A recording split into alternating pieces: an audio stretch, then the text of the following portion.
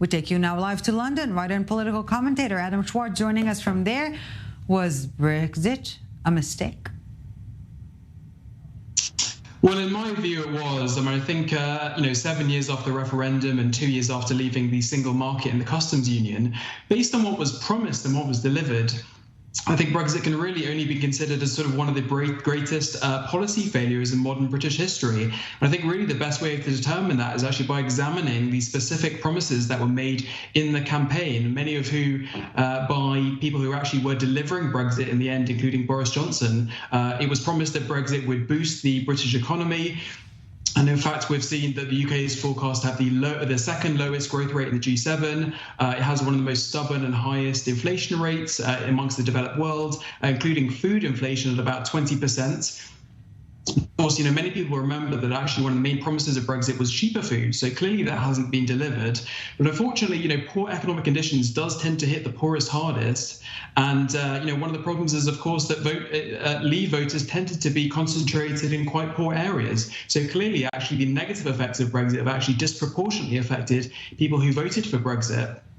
I think related to that, Brexiteers promised that it would usher in a sort of golden era of UK trade. And, the UK government certainly is not shy about boasting about what it calls new UK trade deals. But in reality, the vast majority of those deals are, in fact, rollover deals or continuity deals that simply replicate the terms of the deals that the EU had. And certainly the new deals that they've got with Australia, New Zealand and Japan really haven't translated into any kind of macroeconomic benefits for consumers.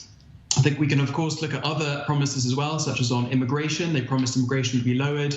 In fact, in the 2 years since we've left the single market and the customs union, inflation has been at a record high in both of those years. So I think really on so many different levels, Brexit in the measures of the people who are actually leading the Brexit campaign can really be considered a failure. And I think ultimately the opinion polls, which show increasing regret among Leave voters, really is ultimately the best possible evidence. Can we name any Brexit successes? Singular, plural? Well, I mean, it's always a question that's put to Brexiteers, and they, tend to highlight sort of small policy gimmicks. They mention sort of free trade zones, which in fact could be created in the EU anyway. They mention various tax gimmicks as well, which really, again, haven't translated into any kind of mass public benefits. I mean, I think the one thing that can be said is that, take back control was the official slogan of the Leave campaign. And clearly, due to the changes in constitutional arrangements, there are some powers that have been repatriated by the UK, and it's the European Court of Justice no longer rules over the British cases. Right. However, I think it's really quite unclear now that the UK has taken back control what exactly it wants to do with those powers.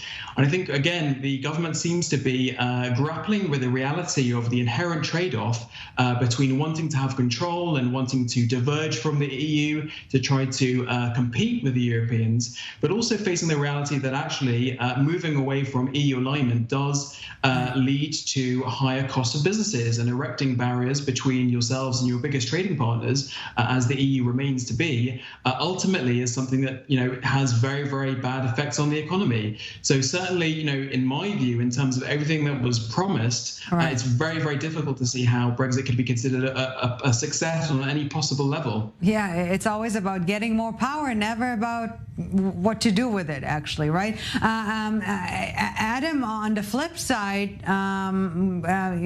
let's cut to the chase. Is the EU rather better off post-Brexit? I mean, I think it depends. I mean, I think, ultimately the Europeans were very upset over the UK leaving. The UK is, of course, a major economic power and a military power, and has, influence in several different policy areas. So I think they were quite sad in that respect. However, I think that there was some relief in the end, the fact that the UK did finally leave, because the process was prolonged so much. And I think that was taking up so much EU resource. And I think particularly, given the fact that the pandemic happened around that time, of course, Russia's invasion of Ukraine happened around that time, meant that actually the EU was able to respond to those issues in a way that they wouldn't perhaps have been able to if you had a continued issue with one European member that was causing problems. But I would also say that I think the Europeans are happy in one other respect, and that is that since the UK left the EU, actually support for remaining in the EU has gone up in virtually every single European member state. So I think in terms of trying to support a more kind of cohesive EU, I think that is one thing that Europeans will be quite thankful for the British on. Right, there was speculation that the French will follow, the Italians will follow. No one's following. Adam Schwarz, before we let you go, is it reversible? I think, it is reversible. And I think, again, the reality is, 60% of people astonishingly already want to rejoin the EU. Yeah. And, most people who voted for Brexit actually are not happy with the final outcome. Now, that should be translating into offerings from political parties. But actually, even the Labour Party, which is traditionally much more pro-European, is certainly not sort of suggesting or proposing any considerably stronger relations with the EU. Yeah. I think, ultimately it is reversible. Ultimately, of course, the European Union would have to accept. And I think in the sort of medium long term, I think there will be a serious challenge within the UK to rejoin the EU. But I think, of course, these things politically are always much more difficult than actually legally and logistically.